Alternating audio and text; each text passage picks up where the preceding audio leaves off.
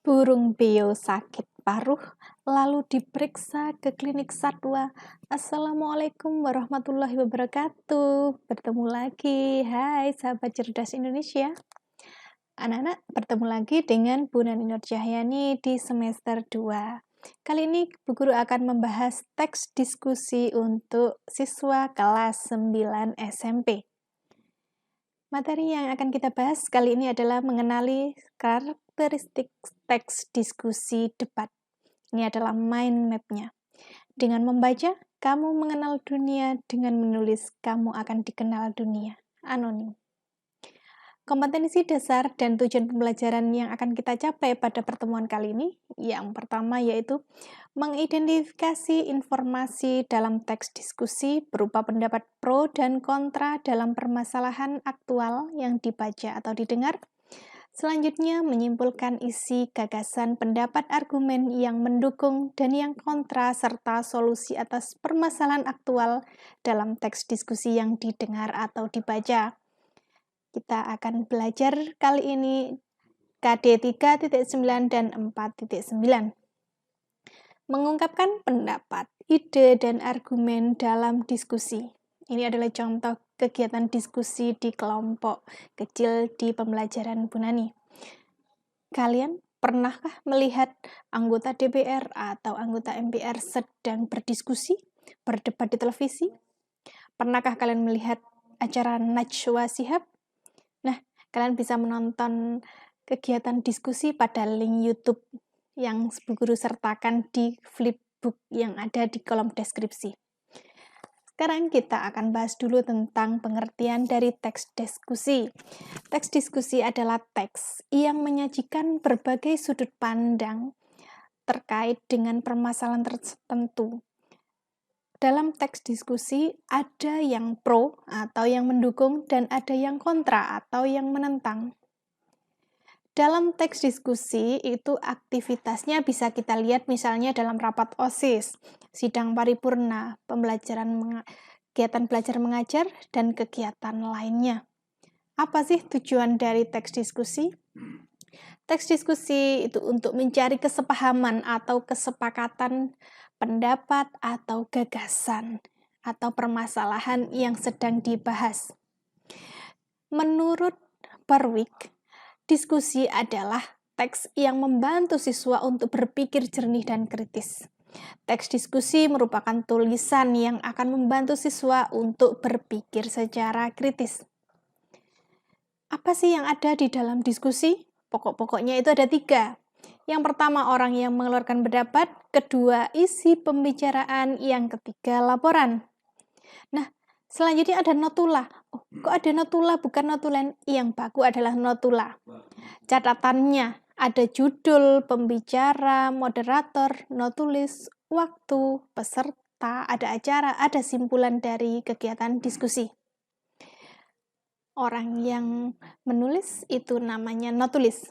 Nah, bagaimana menentukan pikiran pokok dalam teks diskusi? Yaitu yang pertama, membaca teks diskusi dengan saksama. Lalu yang kedua, catat ide pokok dalam tiap paragraf. Yang ketiga, buatlah rangkuman dari pokok-pokok paragraf yang sudah kalian tulis tadi.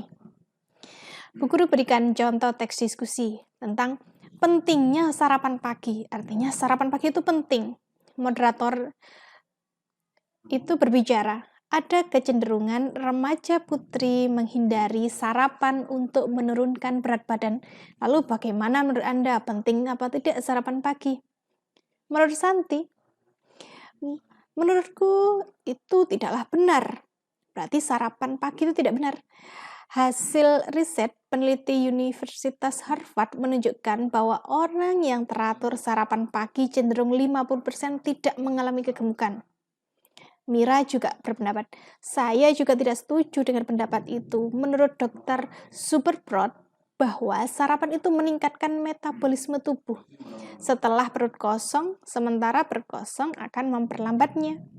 Menurut Ine, sarapan itu tidak sarapan dapat menurunkan berat badan. Menurut Deddy Corbusier, tidak makan atau puasa dapat meningkatkan liposis atau pelepasan lemak. Menurut Vita, saya termasuk orang yang tidak suka sarapan. Menurut informasi yang saya peroleh, jika perut kosong pada pagi hari tidak akan meningkatkan obesitas. Nah, moderator mengambil simpulan. Baiklah teman-teman, dapat disimpulkan ada dua pendapat yang berbeda tentang sarapan itu penting atau tidak. Nah, bisa milih sarapan itu penting, bisa juga tidak. Kalian pilih yang mana? Kalian sendiri yang menentukan. Nah, dari teks tadi, manakah yang termasuk pro dan mana yang termasuk kontra? Nah, ini ada latihan. Santi, Mira, Ine, dan Vita. 4 orang yang berpendapat tadi kategorinya pro atau kontra. Kita lihat ke Santi.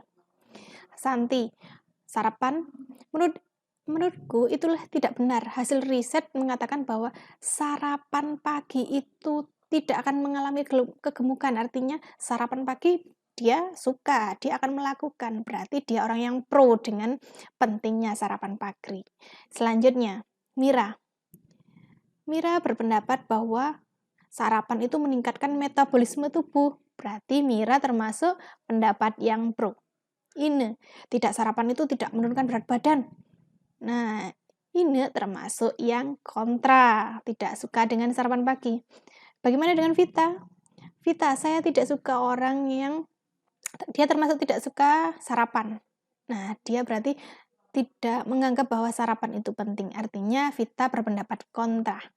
Nah, dari 4 orang ini kita dapat disimpulkan bahwa Santi termasuk berpendapat pro, Mira pro, Ine kontra, dan Vita juga kontra. Tugas mandiri, tulislah tema, pendapat pro, dan kontra dalam video YouTube berikut. Kalian tulis di buku tugas kalian. Nah, materi ini juga kalian dapat unduh di deskripsi dalam bentuk flipbook. Bu Guru mengambil materi ini dari buku siswa Bahasa Indonesia dan juga buku teks, jenis-jenis teks.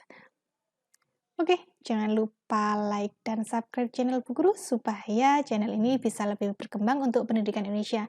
Ingat, sekarang masih pada masa pandemi, jadi selalu pakai masker, sering cuci tangan, dan jangan lupa jaga jarak. Burung Irian, burung cendrawasih, cukup sekian. Terima kasih. Wassalamualaikum warahmatullahi wabarakatuh.